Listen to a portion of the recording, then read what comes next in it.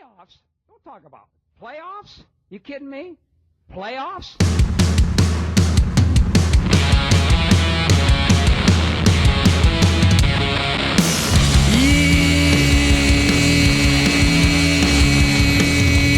Yeah, NBA Straya. Oh, yes, mate. You better watch out. You better not cry. NBA Straya's back. It's Friday, I guess. TGIF, am I right? It is May 24.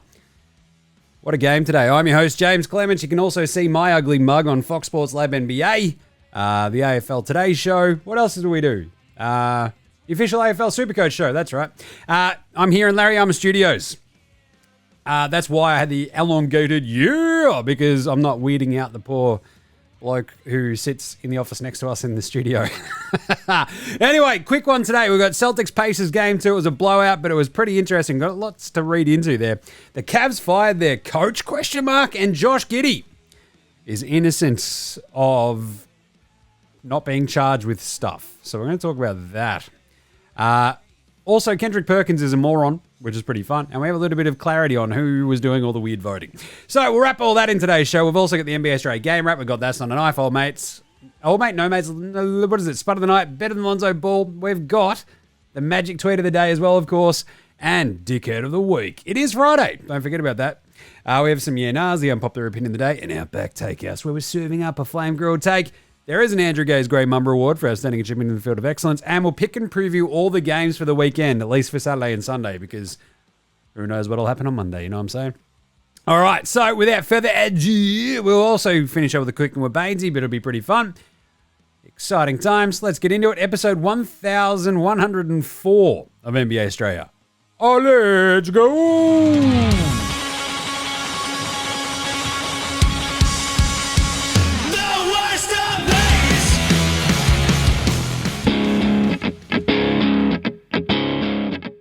G'day, this is Andrew Gaze, and you're listening and watching NBA Straya.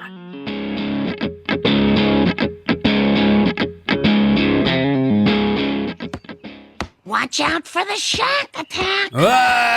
You better watch out for the Chris Paul attack being weird on the ESPN broadcast for these, the Eastern Conference Finals.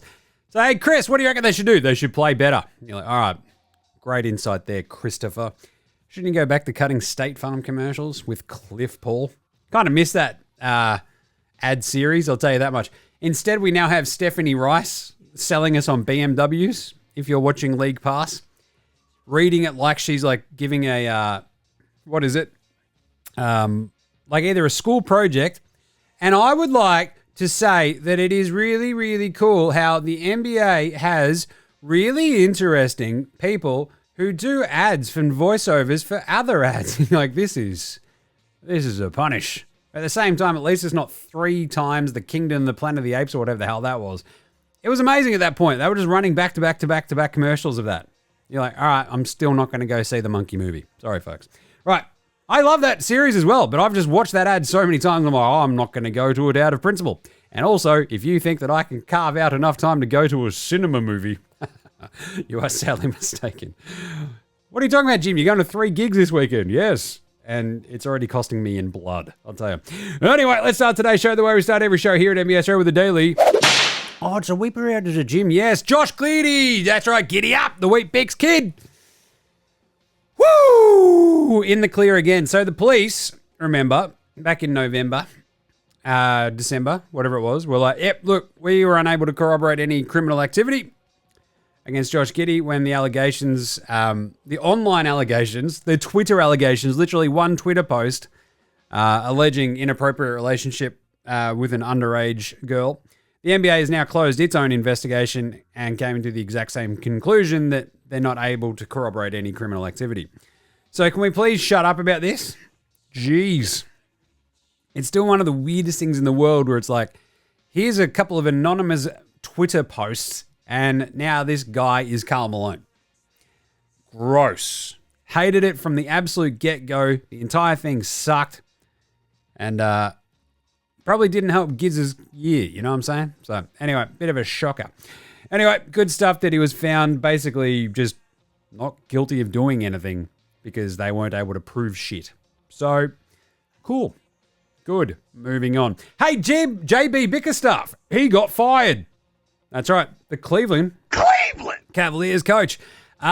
Did you know that JB Bickerstaff is actually the 5th most successful Cavs coach in history? Cleveland! That's amazing.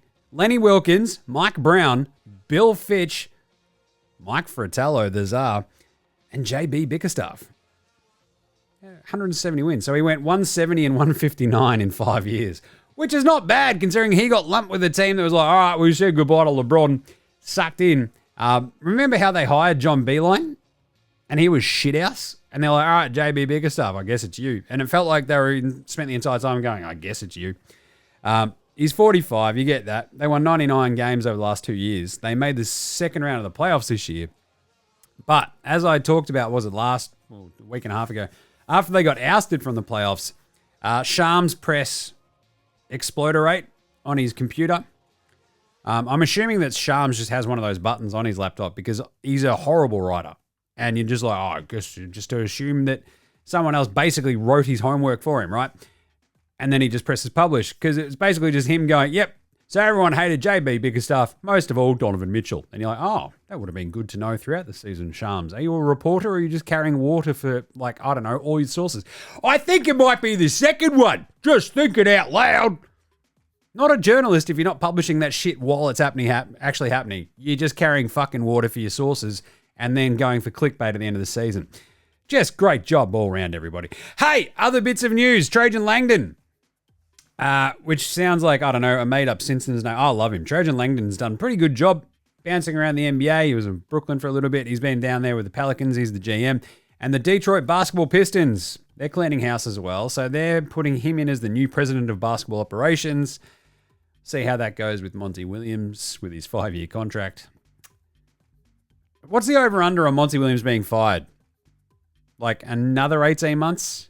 Like he'll survive this season and then halfway through the next one, as they sort of maybe start to turn the corner, you'd hope. He's probably out. Anyway, and the most funny news from today, Kendrick Perkins didn't have Brandon Miller in either his first or second team, all rookie teams. Brandon Miller, the 3rd pick in the NBA draft. Oh, the 2nd pick in the NBA draft, wasn't he? Who was really, really, really, really bloody good all season. Basically behind what? Chet and Wemby in the Rookie of the Year rankings. So the 2nd pick in the NBA draft, Kendrick Perkins didn't have him on either the 1st or 2nd team, which is pretty interesting. Because, hey, guys, I'm beginning to suspect that Kendrick Perkins is a bit of a fucking idiot. I know, it came as a shock to me as well. He might actually be a mouth-breathing moron. Just saying. I'm just beginning to suspect that might be the case. Like, it might not be, but I'm just guessing that I think he might be. Brandon Spindles Miller, like, for all the shit that I sort of give him about being spindly, he only averaged 17.3 points a game, 4.3 rebounds, 2.4 assists, and in the second half of the season was probably essentially the second best rookie throughout the entire NBA. Dropped 31 here and there, dropped to 32 on Orlando, finished out the season really strong. Kendrick Perkins, he didn't care. Or he fucking just plumb forgot because he's a dipshit. Just saying. Hey, let's do a game wrap from today. Game wrap. Let's go. Game wrap. All right, Boston Indy game 2. What a game it was for a bit. Boston win at 126-110. Every Boston Celtic fan watching this game is like, oh, fuck, mate, not again. When the Pacers dragged it back each time, they'd sort of like, the Celtics would build up like this 13-point lead, and then you turn around, the Pacers have it back to 7. And every Celtics fan is just like fucking just turtlenecking the entire time, just going, this is fucking shit house. What are we doing? And then the rest of the Pacers sort of forgot how to play in the second half. So, awesome game. Boston run over the top of them late. Well, in the entire second half, right? They just kicked the shit out of them. Jaylen Brown was amazing from the very get-go. Interestingly, they put him on Miles Turner to shut him down on offense. So Turner, having Jaylen Brown play defense on him, Turner's like, oh, I don't know what to do. This is tough. And Siakam, that sort of freed up Pascal Siakam. And he's just like, he went hammering songs as well, right? And you're like, well, this is an interesting setup. Because on one hand, you've got Jaylen Brown kicking some ass and taking some names. That's kind of fun. The other end, you got Pascal Siakam kicking ass and taking names. both teams couldn't really get everybody else going. I think after the first quarter, they were both 3 of 9 from downtown, both teams. They were sloppy as well. They were, let's slop them up, boys. How's our ball handling today? Let's slop them up. And I think it was like 6 and 5 turnovers each in the first quarter. Tatum started 1 of 6 in that first quarter. Derek White couldn't hit anything. Toppin was up and about on defense. You had Doris Burke just gushing about Obi Toppin's defense. You're like, that's not her thing. Oh, he tries really hard. It's like, yeah, he should. That's his job. What are you doing? And it probably was like the second blow by on Obi Toppin where Doris was like, oh, yeah, I might pipe down about the Obi Toppin defense. But TJ McConnell was up and about on offense as well. Pacers led after the first quarter, 27-25. And then the entire game turned around from that exact moment because, I don't know, when you start the second quarter with a 17-0 run and take control of the game, that's usually a turning point. I think they scored 20 unanswered points, basically. Derek White, like, it all came from better ball movement as well, right? Like, Derek White got a 3 after they just passed the ball like 3 or 4 times. Brown hit a 3 as well. Indy had 4 turnovers, started 0 of 8 in this quarter, and you turn around, you're like, oh, it's 42-27. Oh, geez, mate, what is going on? And so 17-0 run, they're rolling. They're feeling pretty bloody good. And I think it was like 44-25 maybe. Anyway, the Pacers then scored like a fairly quick amount of buckets to get it. It was like 14 points to 5 or something like that, right? And it's suddenly you turn around, maybe even 14-3, because it was 47-39. You're like, Celtics, can you just put a team away? And they're like, no, Jim, we cannot. Holiday splashed a 3 at that point. You're like, they're back up 11, whatever. They force a turnover. They score again. They're back up 13. And like, this is the coolest part about this series is that both Indy and the Celtics are just so quick with some of these runs. They're just like, they're running off made buckets. They're like, we're out in transition. It's like, but the ball just went through the hoop. It's like, we don't care. Off we go. Jaylen Brown had like 23 points in the first half. He had 16 points in like the second quarter, I think. Siakam scored 10 straight. They were right at the end of the second quarter. And like, here we go. Classic Boston. They're just going to shit down their pant leg and away we go. White and Brown defense, it was just falling apart. Siakam scored 10 points by himself at the end of the second quarter. And it was a 6-point game. You're like, what the hell, Boston? 57-51. You should be stomping on their neck. And then that's what they kind of did. But after only a couple of weird moments in the start of the third quarter, right? So 57-51, Siakam and Halliburton start cooking a little bit. It's a 3-point game. Then it's a 2-point game after Siakam just keeps smashing it. He had 10 points to start the third quarter. You're like, what is going on here? It's a 2-point game, but then Boston settle. Jaylen Brown and Derek White hit some really big shots. Pritchard had a couple of big shots as well, including a huge corner 3. And then at the end of the third quarter, Jason Tatum finally rocked up to the arena. And he's like, oh, g'day, boys. Are we playing today? And they're like, fucking yes, Jason, you idiot. Maybe you stop concentrating on getting your nickname Big Deuce, which sounds like literally you're like, hey, my nickname is Big Shit. Hello, I'm Big Turd. It's like, okay, Big Douche, you fucking idiot. Anyway, Big Douche. That also works too. But because Tatum wakes up, they go on this big run at the end of the third quarter. They're up 13 going to the fourth. And then the fourth quarter is a bit of a laugher. Brown and White kept at it. And Joey Muzz. So there's a injury to Luke Cornett. He goes off. They play O'Shea Brissett. He was fan-fucking-tastic in this game too. And like Tatum hits another 3 in this fourth quarter. They're up 16 with 4 minutes left. And they sort of just roll to it from there, right? So they just kept scoring throughout that fourth quarter, basically playing them to a standstill. It was like 33-30 in the fourth quarter. And so the Pacers this is the problem. They lose Halliburton to like a weird leg injury where it looks like he might have just pinged his hammy just a little bit. Not great, considering that was his injury that kept him out for heaps of this season. But still made All-NBA, go figure. Tyrese Maxey robbed. Anyway, the point being, Halliburton goes out and they just go, oh, this is hard. How do we play defense again? And everyone's like, I don't know, man. I have literally no idea. So they were just basically getting cooked time and time again by the Celtics without the C's having to really expend too much energy as well. They were more than happy to play them to a standstill and win by 16, right? They were just like, this is fine. Like, we're good. And then, like, even Rick Carlisle got to the end of that and he's just like, fuck it, whatever. We've lost this game. We're down 13. You're like, it's 13 points. There's like 4 minutes left. You still have a chance. And he's like, nah, we're not, man. He's like, put Dougie McBucket in. You're like, Doug McDermott is playing basketball. This is great fun. But Jaylen Brown hit like a massive three as well. It was like 121-104, and you're like, pack her up, boys. Like 2 minutes to go. That basically capped an awesome night for Jaylen Brown. The Celtics fans were wrapped. It was fantastic. And this is exactly what I said on this morning's, drop-off playoff picks. Like, Boston played their game 2 in game 1, and they should have lost that game. Indy just completely bottled it at the end of game 1. Those turnovers were horrible. Ricardo not calling a timeout. It was just completely fucked, right? So Boston had their game 2 loss in game 1, but they somehow won it because Jaylen Brown hit that 3 and Tatum goes off in the overtime. And this was the game 1, but in game 2, where they just run over the top of a team because they figured them out a little bit and they have it. So away they went. Big win for the Celtics. Siakam was fantastic. He's out 28, 5 and 2. Shot 13 of 17 from the floor and 2 of 2 from 3. Love that. The problem was the rest of the team, they were 11 of 29 from downtown, which means they were 9 of 27. If you get rid of Siakam, he's not much of a three-point shooter anyway. 9 of 27. Not great, Bob. Not great. 52.5% from the floor. 16 turnovers. They just couldn't get a handle on the turnovers. The Boston defense was fan-bloody-tastic as well. They got out-rebounded 40-37. Halliburton ends up with 10 points, 8 assists, 4 rebounds. He only shoots 4 of 8.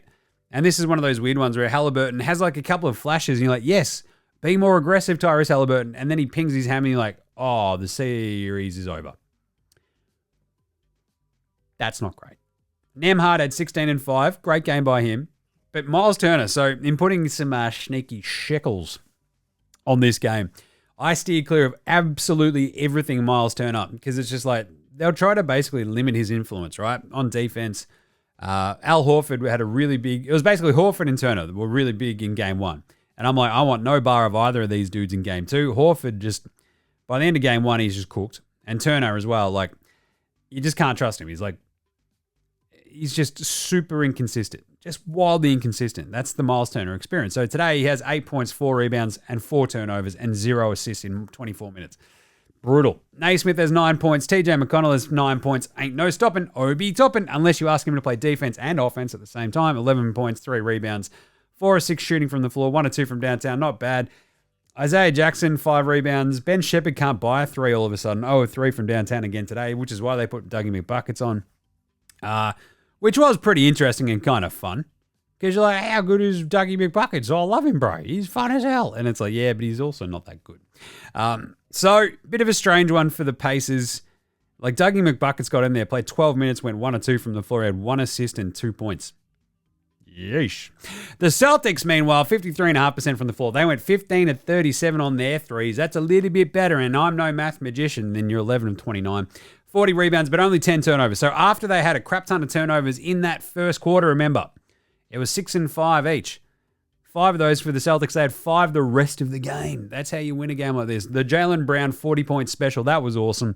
5 rebounds, 2 assists. He played his ass off and he carried this team.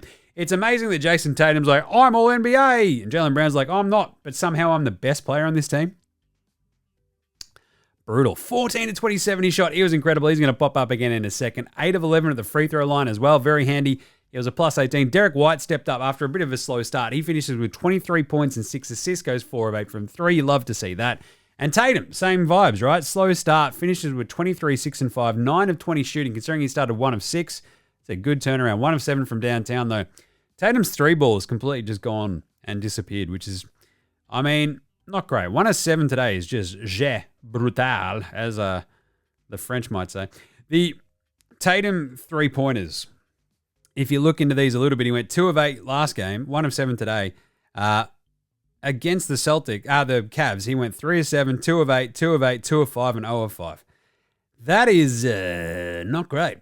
If you want to go back even a little bit further, 1 of 8 against the Heat, 2 of 6 against the Heat, 2 of 7 against the Heat, 2 of 6 against the Heat again, and 2 of 4. Now, I'm no math magician, but if you're shooting 27% from 3, that's bad, Jason Tatum. It's bad. What are you doing? Wake up to yourself, mate. 4 turnovers, but look, he got going and basically helped them put this game away. Drew Holiday, 15 points, 10 assists. He was awesome. He shot, 6 or 7? Bloody good, mate. 6 and 10 for average. Al Horford as well. He was very handy. And this is the perfect Horford game. You don't need him to do too much. Just play a bit of defense, be in the right spots, get some rebounds, don't fuck around, hit a big shot here and there.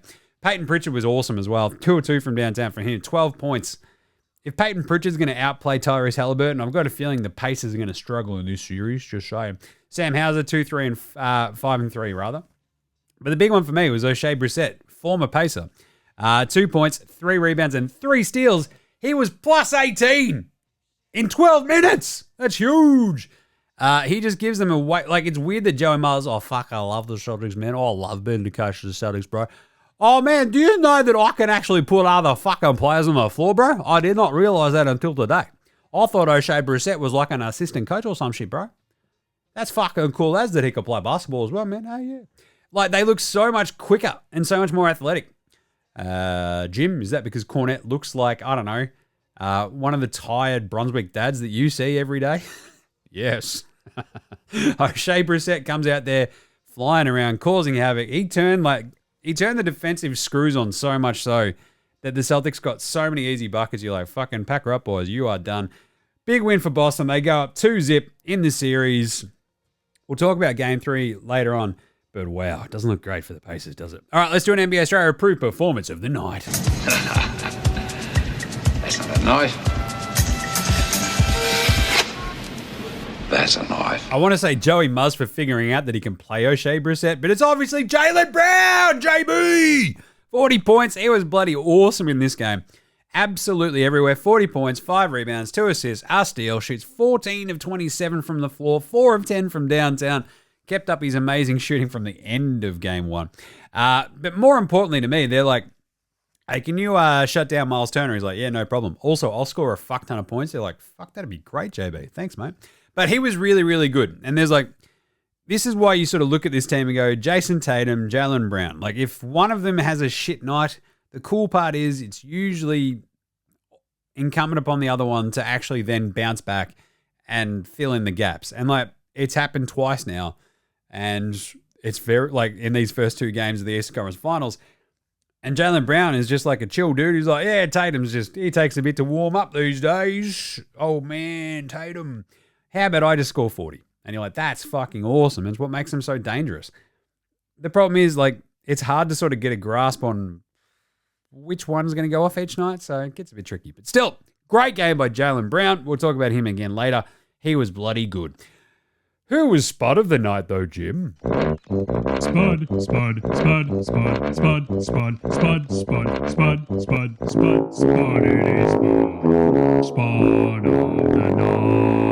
Spud of the night. I called it. Miles Turner, 8 points, 4 rebounds, 0 assists, 4 turnovers in 24 minutes, 3-7 shooting, 2 of 4 of which were from downtown. You're like, they're pretty good 3-point numbers, Jim. Yeah, he did fucking nothing else. This was not the Miles Turner game. Game 1 was, and this is the sort of tough stuff that you have to live with if you are the Pacers, right? You're looking at this going, right, if we don't have you firing, we're just going to play Obi Toppin or Jalen Smith. Jalen Smith. Yeah, they've got Jalen. Jaden Smith is Will Smith's son. He does not play for the Pacers. It's Jalen Smith. He's the one with the Foggles. God, I love Foggles. Jarris Walker, just at some point as well. It'd be nice to see him play. But Miles Turner, it was just the exact sort of wrong spot for him, you felt. After a really good Game 1, it feels like it's always pretty tough for Miles Turner to be that super consistent pivot dude, especially when they go, all right, if we actually throw a little bit more at Halliburton and just sort of cut off your vibes. He was really good against the Knicks. At the same time, the Knicks were basically Isaiah Hartenstein, Josh Hart, and like half of a Jalen Brunson. And even then, he still had like a 6.311. Oh, what did he shoot in that game, Jim? Oh, what did he shoot? Woo! Yeah, but that was last series, so we're not going to play the full thing. But the inconsistencies are what kill you, and he was due for a bit of a shocker, and that's what happened. So, tough one for Miles Turner, the Spud of the night. Who's old mate? No mates, though. Old mate, no mates. Old mate, no mates. Old mate, no mates. Old mate, no mates. Old mate, no mates. Who's got no mates today? Well, JB Bickerstaff, obviously in Cleveland. Oh, geez, a bit of a rough one there, I'll tell you. Cleveland! He's like, what more do you want me to do? We made the second round of the playoffs, and they're like, can you make Donovan Mitchell like you? And he's like, yeah. Nah. Fucked. Ugh, gets it in the neck. Old mate, no mates as well. Pascal Siakam was so good in this game. He's got to be like, dudes, what are you doing? Seriously, what is fucking going on here? Why is like the second leading scorer in this game like bloody what he had 28 points. He scored those 10 points at the start of the third quarter. Halliburton was coming with him. The second leading scorer was Andrew Nembhard with 16 points. One other, you had Halliburton get to 10 and then disappear after his pinged hammy. But geez, Siakam's got to be like, I left Toronto for this. What the hell? I'm out here dropping 28, 5 and 2, shooting the piss out of it. Technical term. And we lose. And also, Kendrick Perkins, which doubles as the pantsing of the night.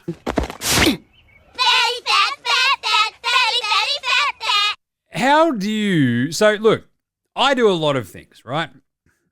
I think at the moment I'm doing 9 shows a week, which is a bit, it's all good. So covering a lot of footy, a lot of NBA, obviously. We do NFL Australia, of course. How does Kendrick Perkins, whose sole existence is to be an NBA analyst, not understand who Brandon Spindles Miller is? How does that even happen? How do you look at your All-NBA team and go, well, I've got Jaime Jaquez, I've got Chet Holmgren, I've got Wembanyama. I'll throw pods on there. Is there anybody I could be missing? Like, I don't know, who was in the draft last year? Oh, the second overall pick, Brandon Miller. No, he wasn't in the 10 best rookies. You're a fucking idiot, you moron. That's unbelievable. Like, I can't fathom how dumb you got to be to leave somebody like that off. What a world. What a world. Who was better than Lonzo Ball, though, today? Lonzo was the best player in high school. He was the best player in college. You think he'll get to the pros and be like, I made it to the pros, now I can be average. He's coming for everybody. I mentioned him just before, but Andrew Nembhard in a losing effort. For a dude who was like the, second round pick 2 years ago to Indy, he has been bloody good. And it's like weird that he's been so integral to their team. You're like, that's probably not great overall. But he had 16 points today, 5 assists, 2 rebounds and a steal. Shot 1 of 4 from downtown, 6 of 12 overall though. And at times you're like, is he the only one trying? Like, what is going on with this Pacers team? He's busting his ass. It's like he and TJ McConnell. Just absolute fucking Energizer Bunny gear. So I love me some Andrew Nembhard. We could also throw Derek White in there. He was really, really big. So it was basically he and Jaylen Brown after that first quarter. White's like, oh, yeah, cool. I'll play good. And help them win that game. Because every time that the Pacers would make that sort of run, when they got it down to those 2 points, it was White and Brown just combining to go, all right, enough of you idiots, fuck off. He was bloody good. So what was it, the 23 points in the end for Derek White? 6 assists, 6-15 shooting, and 4 of 8 from 3. Love that for Derek White. He's a weapon. That's bloody good. Uh-oh. Hello. Is it everybody's favourite time of the week, though? Because I think it might be the magic tweet of the day. I stayed up until 2 a.m. to finish watching the game last night, and the Timberwolves and Mavericks gave us a good one. Looks like I'm staying up again tonight to finish the Celtics and Pacers game. If the ending is anything like game 1, it'll be worth it.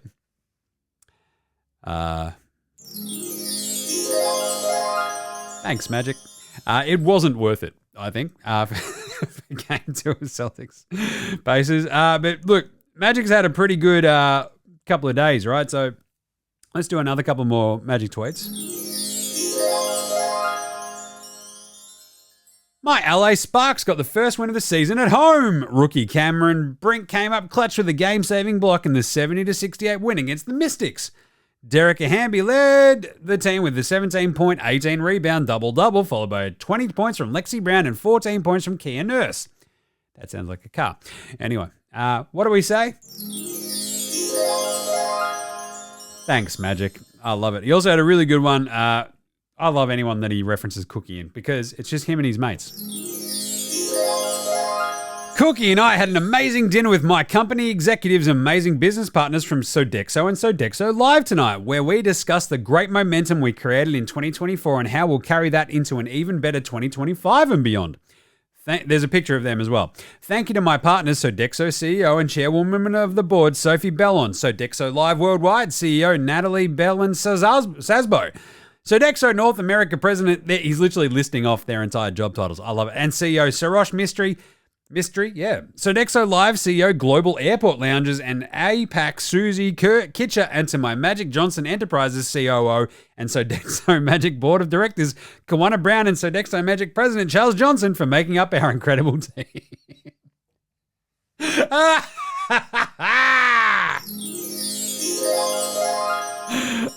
Thanks, Magic. And finally, Dickhead of the Week. Dickhead of the Week. It's Kendrick Perkins. Like, you can't be that loud and that dumb and that wrong. Like, you just can't. I'm a moron. Don't get me wrong. I say some of the dumbest shit you'll ever hear. But that is fucked. Like, he has a vote in this entire process. What a fucking dipshit. How do you leave Brandon Spindles Miller off your shit, you idiot? But also, flip side, Legend of the Week. I love this. We found out who was behind all the amazing Domantas Sabonis votes. It was Ignacio Garcia from Marca, which is a Spanish publication. He gave a vote for the first team All-NBA, first team All-Defense. He gave him the 4th vote in MVP and 3rd in Defensive Player of the Year. Why is that, Jim? Well, I think it's because Arvydas Sabonis may have played in Real Madrid for a little bit, and so I think they're just mates. That's fucking incredible.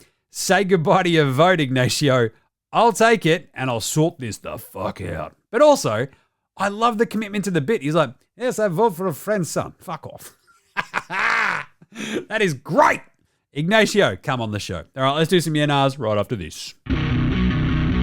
This is Cam Glidden. This is Anthony Drimmick. This is Mitch McCarron. This is Jason Giddey. This is Daryl McDonald. Hey guys, this is Hugh Greenwood. Yo, what's going on? This is Ellie. This is Mark Worthington, or commonly known as Wortho, and you're listening to NBA Straya. You're listening to NBA Straya. And you're listening to NBA Straya. And you're listening to NBA and you're listening to NBA Straya. And you're listening to NBA Straya. And you're listening to NBA Straya. You're listening to NBA Straya.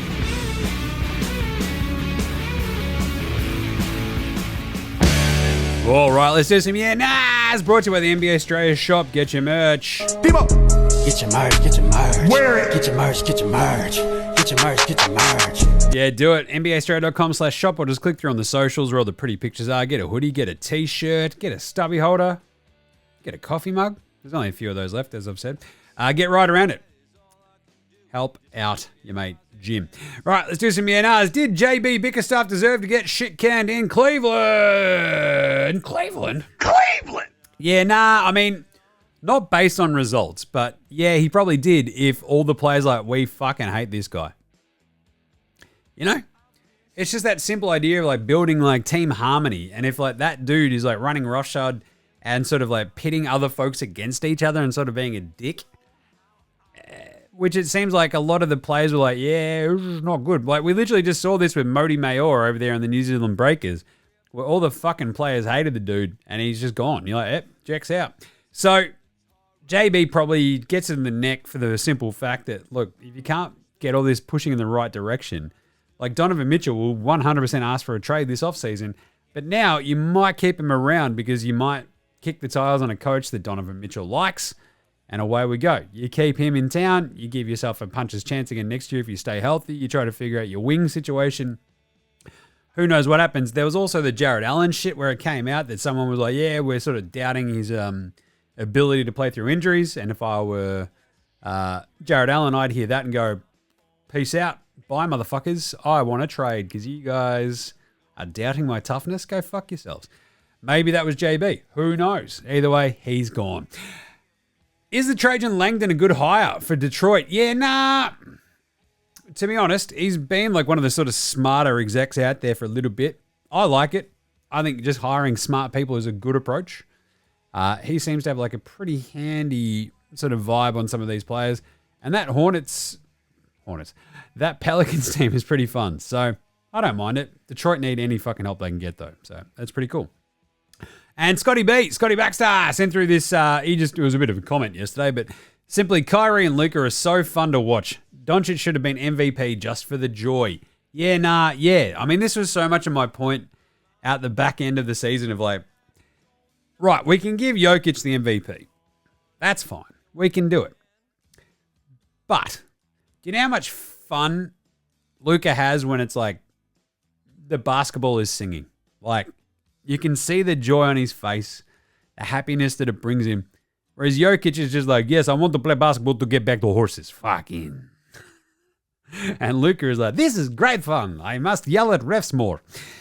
That's the only downside to the Luka experience is the bitching and moaning at the refs. And he sort of kept it a little bit under control the other day.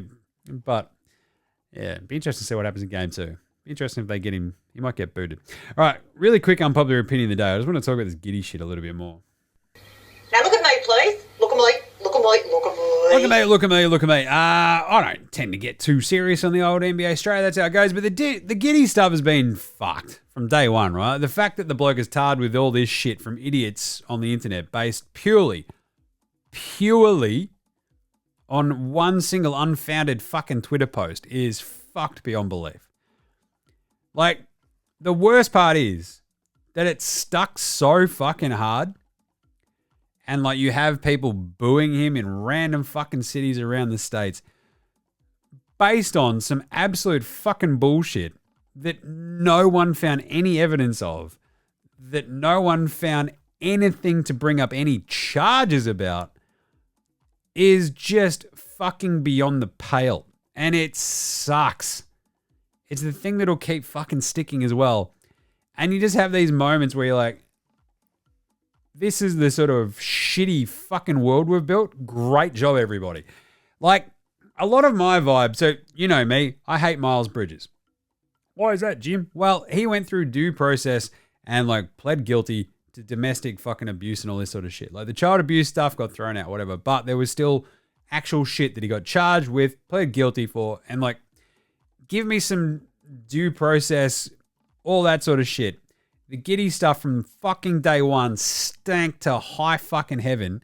And the fact that mouth-breathing dipshits out there, probably like Kendrick Perkins, were like, oh, pedo! Like, you just get so fucking angry at this sort of shit. And I hate it. But Jim, where's the unpopular opinion?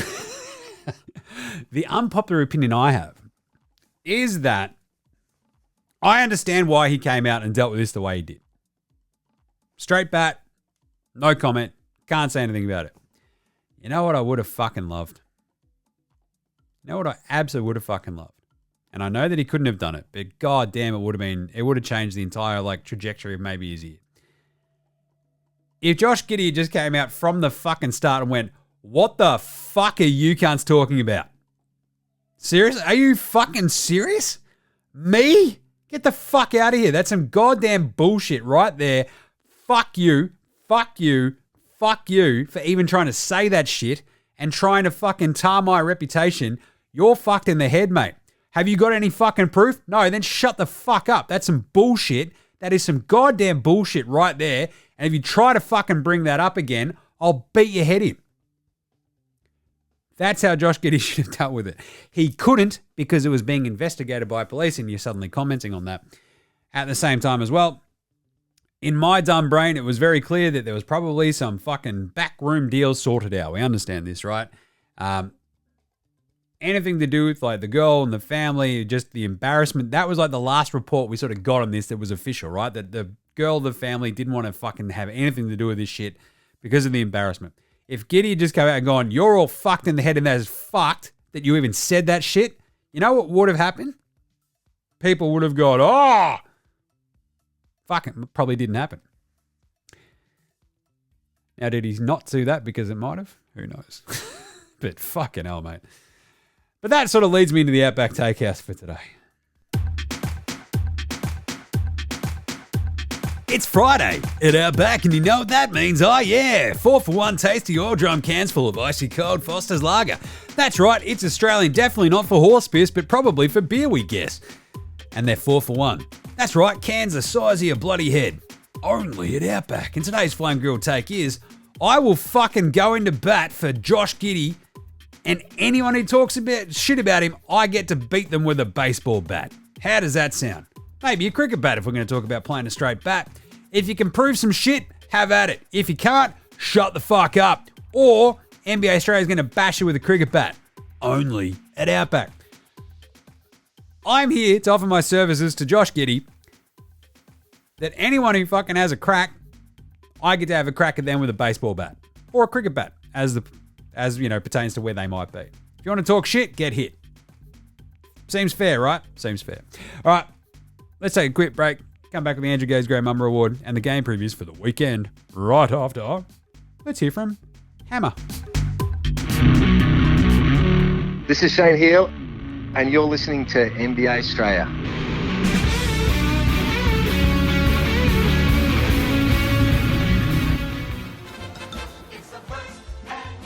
Andrew Gaze Great Mamba. Outstanding achievement here.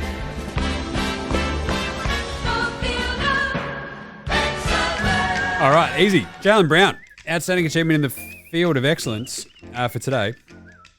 The third most points in an East Finals game in Boston Celtics history, which is pretty crazy. I think Sam Jones had 47 and 62. Rondo had 44 in 2012.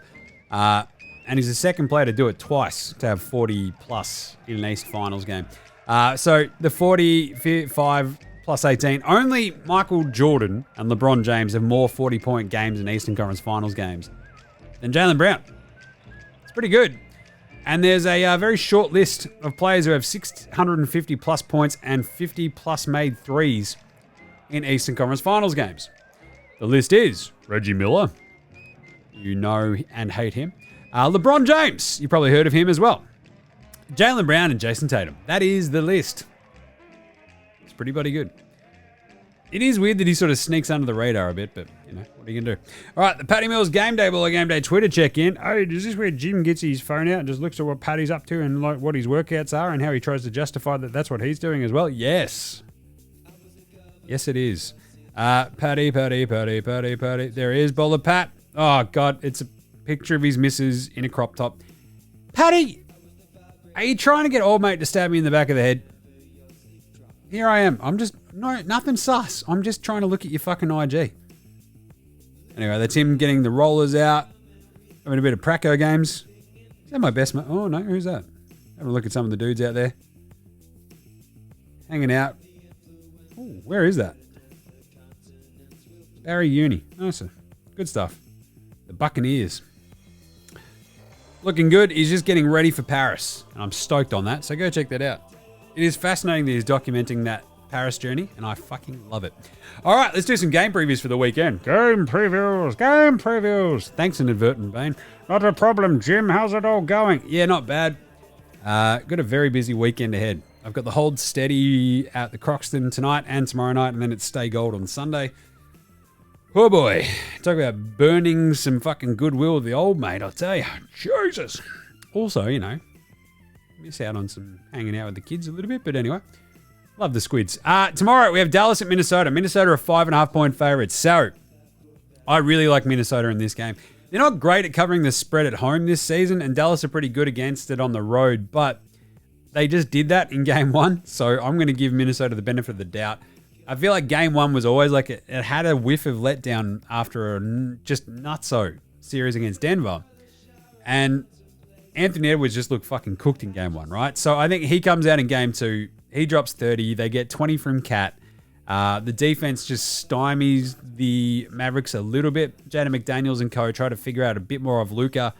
Luka probably has a lot of frustrating shit calls not go his way. He might get kicked out. That'd be pretty funny.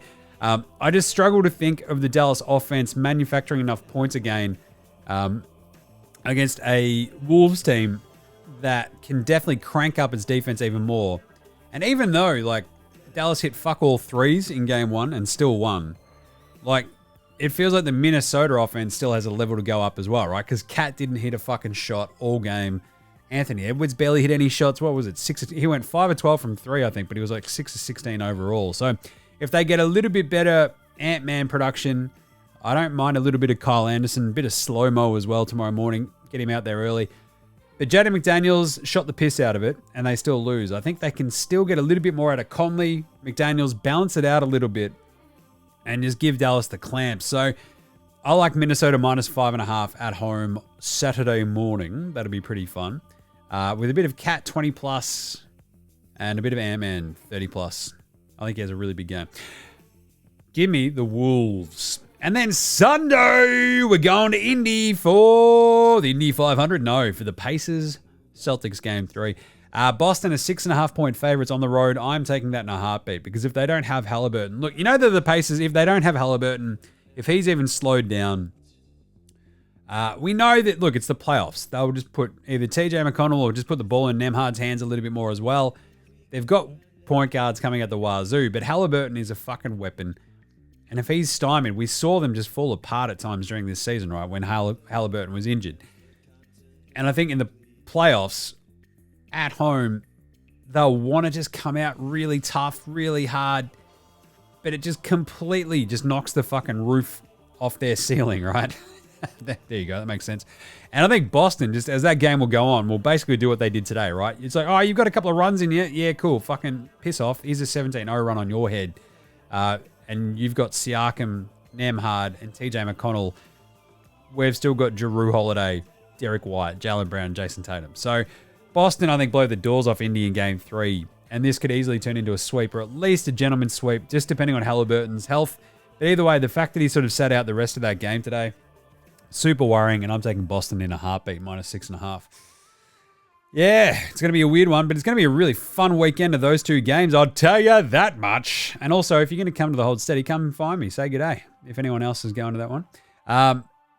Should be a cracking weekend. Now, we will do a Monday wrap-up show, but we'll do that after Minnesota-Dallas Game 3. So that is on Monday morning. I'm going to take Dallas just in a head, because obviously we don't have a line for that. So Monday, I'm going to take in mini at Dallas Game 3. I'll take Dallas head-to-head. I think they get back home. And having gotten the split in Minnesota, it wouldn't be a surprise if Dallas then turn around and win Game 3 as well to go up 2-1. So yeah, we'll see. Because I definitely won't have time on Sunday to knock in an NBA Straya, because I've also got that gig as well as taping AFL today on Sunday evening. So might be a bit of a tough one, I tell you. So yeah, Minnesota -5.5 for your Saturday, Boston -6.5 for Sunday, and then Dallas head-to-head against Minnesota on Monday morning. That game's at 10 a.m., seemingly. How good are these games every day? Love it. Absolutely love it. No breaks for anybody. Let's go. All right, let's take a break until Monday, because that's the end of the show. We'll be back on deck on Monday. In the meantime, make sure you're following NBA Straya on Twitter, Facey IG. We're all over the socials. You know that. Check out NFL Straya, myself and Gaz, but more importantly, AFL Today. It's a great show. Go check out all the socials for that, as well as watch it on YouTube. You can watch this show on YouTube now as well, which is really fun. You can watch my big old ugly mug yelling about hoops, Josh Giddey, and all that fun stuff. But you can chuck a rating and review on your podcast app. Please, come on, I ask for so fucking little. Apple Podcasts, Spotify, YouTube, whatever weird app you use on your Android phone. Rate, star, subscribe, comment, like. Jump on the YouTube, would you, and subscribe to it.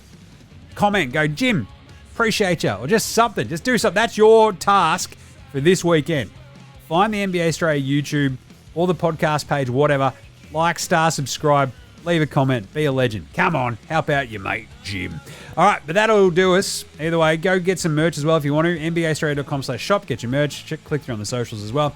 Big thanks always go to From Oslo for the intro and outro song. Check out the new band House Hats as well as Joshua De Laurentiis, Fascinator, Goldmines, Ramshackle Army, iOS, Sex Jedi, Green, and Dozers. They're behind all the tunes you hear throughout the show, so smash them all on Bandcamp, Triple J and Earth, Facey, Apple Music, Spotify. Remember, NBA Straya supports Australian bands, so should you. They're all doing it hard. All right. We'll close out the week with a classic Cooking with Baynesy, and we'll catch you on Monday, dickheads. Have a great weekend. If you're going to the Hold Steady, come say g'day. I'm the one with the big ginger beard.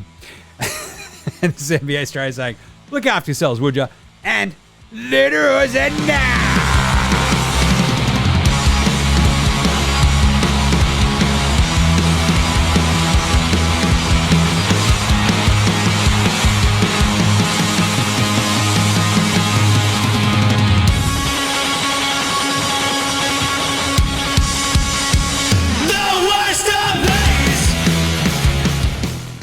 Cooking with Baynesy is filmed in front of a live studio audience.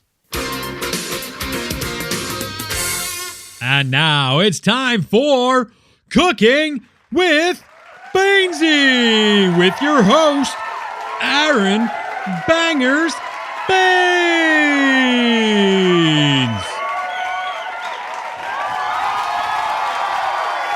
All right. G'day. Yes, how are you all? Oh, look at you over there. I see you over there again, Cheryl. Yes, we know that you love it. Oh, this is great. Yeah, g'day. Welcome to Cooking with Baynesy. I am your host, Aaron Bangers Baynesy.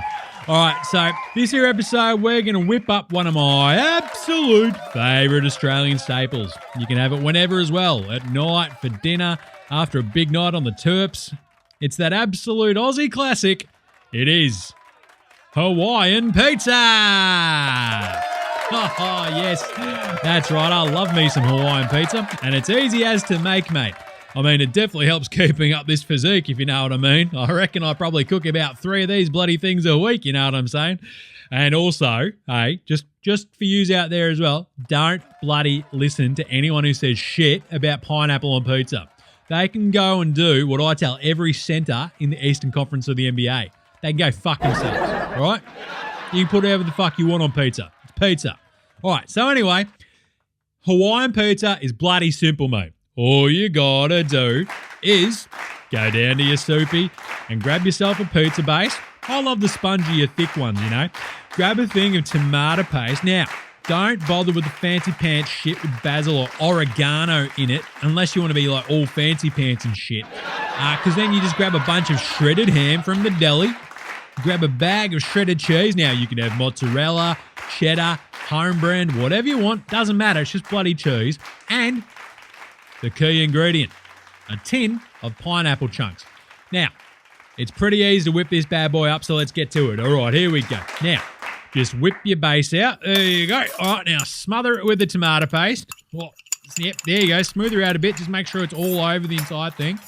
Now, dump your ham on there. Yep, all this shredded ham. Now, get your fingers amongst that. Shove that to the edges. There you go. Spread that out nice and even. Yep, there you go. All right, now cover this liberally with the dead pig. Come on, man. You got to put the ham everywhere. You just need heaps and heaps and heaps of ham. Just make sure it's the nice shredded stuff, though. All right, now drain your pineapple into the sink, or you can, you can drain it into a cup and drink that pineapple juice, you know. What bloke doesn't like a cup of pineapple juice, you know what I'm saying, ladies? There we go. Now, fang the chunks of pineapple on there. Just put it everywhere, just throw it around. And then cover up the entire bloody thing with your shredded cheese. All right. Now, we've got this oven over here. Just wang her in there in the oven. There you go, just for a good 15, 20 minutes at about 220 degrees Celsius. None of that Fahrenheit bullshit. Now, sit back, grab a tin, and let her cook. Oh, doesn't that bloody well smell delicious? All right, now here's one we made a little bit earlier. So you can see once it's browned a bit on the edges and all your cheese is all melty and nice, you whip her out, you chop her up into slices, and Bob is your bloody pizza-loving uncle. Now, give it a sec to cool down before you chow down. Don't burn your bloody tongue because that cheese will be hot as buggery, eh? So, all right, now it's there. Just get your bloody munch on. And that is an absolute bloody ripper of a meal. The best bit is, and this will impress everyone, right? You can cook it whenever you want. Mates, the missus, kids, everyone bloody loves Hawaiian pizza. And if they don't, just give them the old bangers, don't argue, and go tell them to cook their own bloody pizza. Because this is just bloody delicious, mate. All right, how easy was that? Cool, there you go. That is absolutely unreal. Love me some Hawaiian pizza. All right, so that's it for this week. Tune in next week for a new recipe, and we'll see yous then on the next episode of Cooking with Baynesy.